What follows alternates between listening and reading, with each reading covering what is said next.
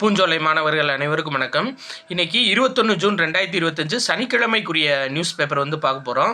So 21 June அப்படின்றது சர்வதேச யோகா தினம். இது சார்ந்த இன்ஃபர்மேஷன் உள்ள நிறையா இருக்குங்க, அதை பார்ப்போம். அதுக்கு முன்னாடி ஹெட்லைன்ஸ் என்ன அப்படின்னு சொல்லி பார்த்தீங்கன்னா, நுழைவுத் தேர்வு பயிற்சி மையங்களை ஆராய 9 பேர் தலைமையில் குழு அப்படின்னு சொல்லி கொடுத்துருக்காங்க. அதாவது 9 பேர் கொண்ட குழு, சரியா?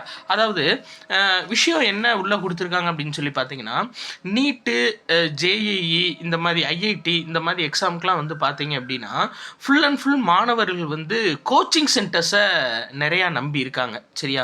ஸோ அந்த கோச்சிங் சென்டர்ஸ் மாணவர்களை வச்சு நிறையா சம்பாதிக்கிறாங்க. ப்ளஸ் அது போக என்ன விஷயம் அப்படின்னா, ஸ்டூடெண்ட்ஸ் நிறையா ஸ்கூல்ஸை நிப்பாட்டிட்டு, அதாவது பேசிக்காக பாஸ் பண்ணால் போதும் அப்படின்னு சொல்லிட்டு ஸ்கூல்ஸை பேசிக்காக வச்சுக்கிட்டு இந்த கோச்சிங் சென்டர்ஸை மெயினாக வச்சுட்ருக்காங்க. இது பார்த்தீங்க அப்படின்னா ஒரு ஆரோக்கியமான செயல்பாடு கிடையாது.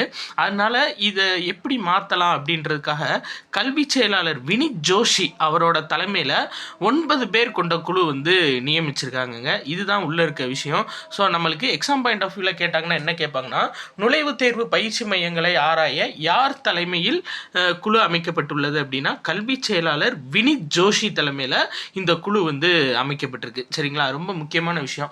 பட் இதைத்தான் நம்ம சென்னை ஹைகோர்ட்டே சொல்லிச்சு. இந்த நீட்டு எக்ஸாம் அந்த கேஸ் வந்தப்போ நம்ம சென்னை ஹைகோர்ட்டே இதை தான் சொன்னாங்க. ஃபுல் அண்ட் ஃபுல் இது கோச்சிங் சென்டர்ஸோட நலனாக தான் இருக்கும் இந்த எக்ஸாம் அப்படின்னு சொல்லிட்டு அதை நிறுத்தினாங்க, நீட் எக்ஸாமை. பட் உச்சநீதிமன்றம் திரும்ப அந்த நீட் எக்ஸாமை கொண்டு வந்துட்டு கீழ் நீதிமன்றங்கள் எதுவும் விசாரிக்கக்கூடாது அப்படின்னு சொல்லிட்டாங்க, சரிங்களா? இப்போ அதே மாதிரி தான் சொன்ன மாதிரி தான் மறுபடியும் நடந்துட்டு வருது, சரிங்களா?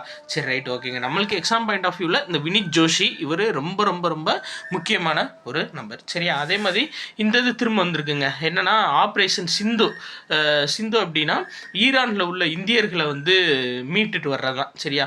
அதனால இந்தியர்களை மீட்க அந்த வான்வெளி கட்டுப்பாடுகளுக்கு ஒரு சிலருக்கு தளர்வு கொடுத்துருக்காங்க, சரிங்களா? ஈரான். நம்மளுக்கு எக்ஸாம் பாயிண்ட் ஆஃப் வியூவில் தேவைப்படுறது என்னென்னா, ஆப்ரேஷன் சிந்து அப்படின்றது ஈரானில் இருக்க இந்தியர்களை மீட்டுட்டு வர்றதான். 10,000 இந்தியர்களை மீட்டுட்டு வர்றது ஒரு முக்கிய நோக்கமாக இதை வச்சுருக்காங்க, சரிங்களா? 10,000 இந்தியர்கள் வசிக்கிறாங்க, அவங்க எல்லாத்தையுமே மீட்டுட்டு வர்றதா.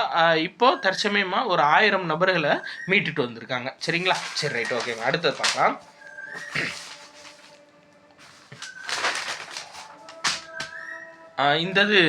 அதாவது சென்னை ஹைகோர்ட் ஒரு உத்தரவிட்டிருக்காங்க. என்னன்னு சொல்லி பார்த்தீங்கன்னா, கடவுச்சீட்டு பாஸ்போர்ட் வாங்குறதுக்கு இனி பெண்கள் கணவரோட கையொப்பமோ எதுமோ வாங்க தேவையில்லை அப்படின்ற மாதிரி சொல்லியிருக்காங்க, சரிங்களா? ஏன்னா பெண்கள் அவங்களுக்கு தேவைன்னா அவங்க பாஸ்போர்ட் வாங்கிக்கிற போகிறாங்க. எதுக்கு ஒவ்வொரு தடவையும் கணவர்களோட கையெழுத்து கேட்குறீங்க அப்படின்னுமே கேட்கக்கூடாது. அவங்க ஓனாகவே வாங்கிக்கலாம் அப்படின்னு சொல்லிட்டு சென்னை உயர்நீதிமன்றம் உத்தரவிட்டிருக்காங்க, சரியா? இதெல்லாம் மெயின்ஸ் எக்ஸாம், குரூப் 1 மெயின்ஸ் எக்ஸாமில் பெண்கள் அதிகாரம் சார்ந்து ஒரு சில கொஸ்டின்ஸ் கேட்பாங்க. அதில் இந்த இன்ஃபர்மேஷன் கொடுத்தீங்கன்னா உங்களுக்கு ரொம்ப யூஸ்ஃபுல்லாக இருக்கும். அடுத்து அதாவது இணையவழி சான்றிதழ், சானிட்டரி சர்டிஃபிகேட்டுன்னு சொல்லுவாங்கள்ல, அது இனிமேல் சுகாதாரத்துறையிட்ட வாங்குறது இணைய வழியில் மட்டும்தான் வாங்கணும் அப்படின்னு சொல்லியிருக்காங்க. நிறைய பேர் கடைகளுக்கு வாங்குவாங்க, சரியா? அதாவது பள்ளி கல்லூரிகள், வணிக வளாகங்கள், கடைகள் உட்பட பலவிதமான தொழில்கள் செய்கிறவங்க இந்த சானிட்டரி சர்டிஃபிகேட் வாங்குவாங்க, சரிங்களா? எதில் வாங்கணும் அப்படின்னா www.tnesevai.tn.gov.in, சரியா? இது ரொம்ப முக்கியங்க. ஏன்னா நம்மளுக்கு மின்னாளுகை சார்ந்த டாப்பிக்கில் இந்த இது கேட்பாங்க, சரியா? நம்ம வேறு எதுவும் சானிட்டரி இந்த மாதிரி ஏதாச்சும் ஒன்று ஆப்ஷனில் வைப்பாங்க. நம்மளுக்கு இ-சேவை தான் மெயின், சரியா? இ-சேவை மூலிமா இந்த சர்டிஃபிகேட் வாங்கிக்கலாம் அப்படின்ற மாதிரி சொல்லியிருக்காங்க, சரியா? அதே மாதிரி இப்போது ரீசெண்டாக தமிழ்நாட்டில் உள்ள அரசு மற்றும் கலை அறிவியல் கல்லூரிகளோட எண்ணிக்கை எவ்வளோ அப்படின்னு சொல்லி பார்த்தீங்கன்னா 180. இது ரொம்ப முக்கியம், ஞாபகம் வச்சுக்கோங்க, சரிங்களா? தமிழ்நாட்டில் உள்ள மொத்த கலை மற்றும் அறிவியல் கல்லூரிகளோட எண்ணிக்கை 180. ரைட்டுங்க. அடுத்து இந்த அனைத்து கிராம அண்ணா மறுமலர்ச்சி திட்டம் பற்றி சொல்லியிருக்காங்க. இதை நம்ம ஷார்ட்ஸாக ஒரு வீடியோவாக போட்டுருவோம், சரிங்களா? ஒரு நிமிஷத்துக்கு இது ஷார்ட்ஸு சார்ந்த வீடியோவாக போட்டுருவோம். ஏன்னா இதில் 125 கோடி விடுவிப்பு அப்படின்னு சொல்லி கொடுத்துருக்காங்க. அதில் இந்த திட்டத்தை பற்றி ஃபுல் அண்ட் ஃபுல் உள்ளே கொடுக்கல, நம்ம இதை ஷார்ட்ஸாக போட்டுருவோம். பட் மேட்ரு என்ன சொல்லியிருக்காங்க அப்படின்னா, இந்த நிதியை கொண்டு ஆதி திராவிடர் மற்றும் பழங்குடியினர் வசிக்கும் பகுதிகளில் திட்டங்கள் நிறைவேற்றப்படும் அப்படின்னு சொல்லியிருக்காங்க. நம்மளுக்கு அது இது பார்ப்போம் சரிங்களா. அடுத்து இது ரொம்ப மெயின்ங்க. என்னன்னா இந்த கைலாஷ் மான்சரோவர் யாத்திரை முதல் கட்டமாக 33 பக்தர்கள் பயணம்னு சொல்லியிருக்காங்க. 2020 இந்தியாவுக்கும் சீனாவுக்கும் வந்து பார்த்தீங்கன்னா அதாவது மிகப்பெரிய ஒரு சண்டை நடந்துச்சு. அதுக்கப்புறம் வந்து இந்த கைலாஷ் மான்சரோவர் யாத்திரை வந்து நடக்கலை. 5 வருஷம் கழித்து திரும்ப நடந்திருக்கு. இதில் நம்ம எக்ஸாம் பாயிண்ட் ஆஃப் வியூவில் பார்க்க வேண்டியது என்ன அப்படின்னா, சிக்கிம் மாநிலம் நாதுலா கணவாய் நம்மளுக்கு ஸ்கூல் புக்லேயே இருக்குது சரிங்களா. அந்த நாதுலா கணவாய் எங்கே இருக்குது அப்படின்னா சிக்கிம் மாநிலம் சரியா. சிக்கிம் மாநிலம் நாதுலா கணவாய் வழியாக இந்த கைலாஷ் மான்சரோவர் யாத்திரை வந்து முதல் கட்டமாக நடைபெறுது சரியா. அப்போ கண்டிப்பாக கேட்பாங்க, இந்த கைலாஷ் மான்சரோவர் யாத்திரை எந்த கணவாய் வழியாக நடைபெறுது அப்படின்னா நாதுலா கணவாய் சரியா. இதான் ரொம்ப ரொம்ப முக்கியங்க சரிங்களா. நாதுலா கணவாய் வழியாக சிக்கிம் மாநிலத்தில் இது வந்து நடைபெறுது சரியா. 2020 இருந்து இது நடைபெறாமல் இருந்துச்சு.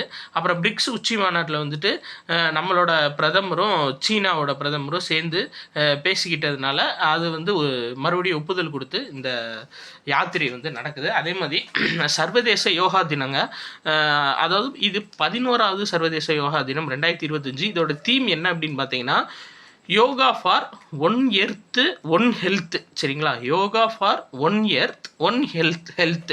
இது தமிழில் வந்து பார்த்தீங்க அப்படின்னா ஒரே பூமி ஒரே ஆரோக்கியத்துக்கான யோகா சரியா. ஒரே பூமி ஒரே ஆரோக்கியத்துக்கான யோகா. ஆக்சுவலாக இந்த ஜூன் 21 வந்து சர்வதேச யோகா தினமாக எப்போ ஐநா ஏற்றுக்கிட்டாங்க அப்படின்னா 2014 ஏற்றுக்கிட்டாங்க. ஸோ 2015 ஒவ்வொரு வருஷமும் நடைபெறுது. இந்த ஆண்டு வந்து 11வது யோகா தினம் சரியா. ஒரே பூமி ஒரே ஆரோக்கியத்துக்கான யோகா. இது இந்த ஃபங்க்ஷன் எங்கே நடந்திருக்குன்னா ஆந்திரா மாநிலம் விசாகப்பட்டினத்தில் நடைபெற்றிருக்கு சரியா. இந்த 2025 இது ரொம்ப முக்கியங்க. இந்த தீம் தான் கண்டிப்பாக கேட்பாங்க, yoga for one earth one health சரிங்களா. சரி ரைட்டுங்க. இவர் சுதர்சன் பட்நாயக் எப்பயுமே வருவார். எனக்கு என்னன்னா எல்லா கலைஞர்களையும் பற்றி கேட்குறாங்க, பட் மனச்சிற்பம் அப்படின்னாவே சுதர்சன் பட்நாயக் தான் எப்பயுமே வருவார் சரிங்களா. ஆனால் இவர் சார்ந்த கொஸ்டின் இன்ன வரையும் வந்ததில்லை. பட் நீங்கள் பார்த்து வச்சுக்கோங்க, சுதர்சன் பட்நாயக் அப்படின்றவர் யார் அப்படின்னா மணல் சிற்ப கலைஞர். இவர் ஒடிசா மாநிலத்தை சேர்ந்தவர். எப்பயுமே இவர் தாங்க மணல் சிற்பம் வடிப்பார் இந்தியா அப்படின்னு வந்துச்சுனாவே சரியா. அடுத்தது இந்த பாருங்கள், ஷாங்காய் ஒத்துழைப்பு பாதுகாப்பு அமைச்சர்கள் மாநாடு எங்கே நடைபெறுது அப்படின்னா சீனாவில் கிங்டாவா அப்படின்ற நகரில் நடைபெறுதுங்க. ஸோ இதை ஞாபகம் வச்சுக்கோங்க சரிங்களா. அதே தான் 2020 அப்புறம் ஷாங்காய் ஒத்துழைப்பு மாநாட்டில் ராஜ்நாத் சிங் வந்து கலந்துக்க போகிறாரு. எங்கே நடைபெறுது அப்படின்னா சீனாவோட கிங்டோவா அப்படின்ற நகரத்தில் நடைபெறுது சரியா. அதே மாதிரி 2014 வந்து எய்ம்ஸ் ஹாஸ்பிட்டல் 7 இருந்திருக்கு. இப்போ எய்ம்ஸ் ஹாஸ்பிட்டலோட எண்ணிக்கை இந்தியாவில் எவ்வளோ அப்படின்னு சொல்லி பார்த்தீங்கன்னா 23. இதையும் ஞாபகம் வச்சுக்கோங்க ரைட்டுங்க. அடுத்தது பார்க்கலாமா. வேறு இந்த தான் ஆண்டர்சன் டெண்டுல்கர் கோப்பை சரியா. இந்தியாவுக்கும் இங்கிலாந்துக்குமானதுன்னு நம்ம பார்த்தோம். ஸோ அந்த மேட்ச் நடந்துகிட்ருக்கு. இது முடிஞ்சதுக்கப்புறம் யார் ஜெயிச்சிருக்காங்க, எவ்வளோ அதாவது யார் மேன் ஆஃப் த மேட்ச்சு எல்லாம் நம்ம பார்க்கலாம். நம்ம மெயினாக திரும்ப சொல்லிட்டு இருக்கிறது ஆண்டர்சன் டெண்டுல்கர் கோப்பை. எந்த 2 நாடுகளுக்கு இடையான கிரிக்கெட் போட்டி கோப்பை அப்படின்னா இங்கிலாந்து மற்றும் இந்தியாவுக்கான சரியா. அடுத்து பாருங்கள், இந்த ரொம்ப முக்கியங்க. என்ன அப்படின்னா இந்தியா ஓப்பன் சர்ஃபிங் போட்டி நடந்திருக்கு. அதாவது இந்த கடற்கரையில் சர்ஃபிங் பண்ணுவாங்கள்ல அந்த போட்டி. இதில் தமிழ்நாட்டை சேர்ந்து ஸ்ரீகாந்த் பட்டம் வென்றிருக்காருங்க. அப்போ கட்டாயம் கேட்பாங்க, ஸ்ரீகாந்த் அப்படின்றவர் எந்த விளையாட்டுடன் தொடர்புடையவர்னு உறுதியாக கேட்பாங்க. சர்ஃபிங் விளையாட்டு வித்தியாசமான ஒரு கொஸ்டின் சரியா. அவர் வந்து ஜெயிச்சிருக்காரு. அதே மாதிரி மகளிர் பிரிவில் கமலி அவங்க வந்து ஏற்கனவே அவங்க தான் பட்டம் வென்றிருக்காங்க. இப்போ அவங்க பட்டத்தை தக்க வச்சுருக்காங்க. அப்போ கண்டிப்பாக கேட்பாங்க ஸ்ரீகாந்த் கமலி இவங்க 2 பேரும் எந்த விளையாட்டுடன் தொடர்புடையவங்க அப்படின்னா சர்ஃபிங் விளையாட்டுடன் தொடர்புடையவங்க சரியா. அதே மாதிரி இந்த ஆக்சிம் 4 திட்டம் திரும்ப வந்துட்டு இருக்குங்க. மறுபடியும் ஒத்தி வச்சுருக்காங்க. ஆக்சிம் 4 திட்டம்னா நம்மளுக்கு தெரியும் என்ன அப்படின்னா, அதாவது ககன்யான் வீரர்கள் தேர்ந்தெடுக்கப்பட்டாங்கல்ல அவங்கள ஒரே ஒருத்தர் சுபான்சு சுக்லா அவரும் ப்ளஸ் இன்னொரு ஒரு 3 பேர் சேர்ந்து மொத்தம் 4 பேர் இந்த இருக்காங்க பார்த்தீங்களா. 4 பேர் சேர்ந்து விண்வெளிக்கு பயணிக்கக்கூடிய திட்டம் தான் இந்த ஆக்சிம் 4 திட்டம் சரியா. இவர் சுபான்சு சுக்லா இந்த இருக்கார் பார்த்தீங்களா, இவர் தான். இவர் போயிட்டு வந்துட்டார் அப்படின்னா, அதாவது விண்வெளிக்கு போயிட்டு வந்துட்டார் அப்படின்னா ககன்யான் திட்டத்தில் போகிற வீரர்களுக்கு ஒரு உந்து சக்தியாக இருக்கும். இவரோட எக்ஸ்பீரியன்ஸை வந்து பகிர்ந்துக்குருவார் அப்படின்றதுக்காக இவரை வந்து ஆக்சிம் 4 திட்டத்தின் கீழே இந்தியா அனுப்பலாம் அப்படின்னு சொல்லியிருந்தாங்க. பட் வந்து அந்த இது வந்து விஷயம் வந்து தள்ளி போயிட்டே இருக்குது ஆக்சிம் 4 திட்டம் சரியா. அதனால் நீங்கள் ஞாபகம் வச்சுக்கோங்க, அமெரிக்கா சார்பாக இந்த ஆக்சிம் 4 திட்டம் வந்து செயல்படுத்தப்படுது. சரி அடுத்தது பாருங்கள், இது ரொம்ப முக்கியமான ஒரு இன்ஃபர்மேஷன். என்ன அப்படின்னா, கருணை கொலைக்கு பிரிட்டன் நாடாளுமன்றம் ஒப்புதல் அளிச்சிருக்காங்க. சரிங்களா?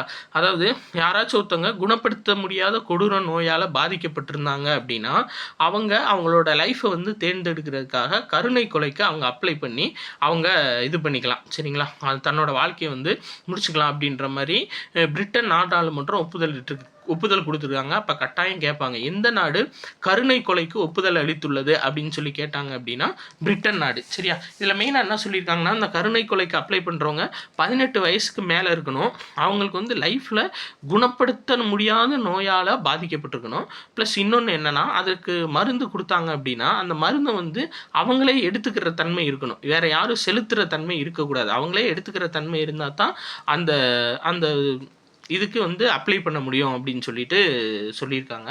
அப்போ கண்டிப்பாக கேட்பாங்க, கருணை கொலைக்கு எந்த நாடு ஒப்புதல் அளித்துள்ளது அப்படின்னா பிரிட்டன் நாடுங்க. ரொம்ப முக்கியமான இன்ஃபர்மேஷன்.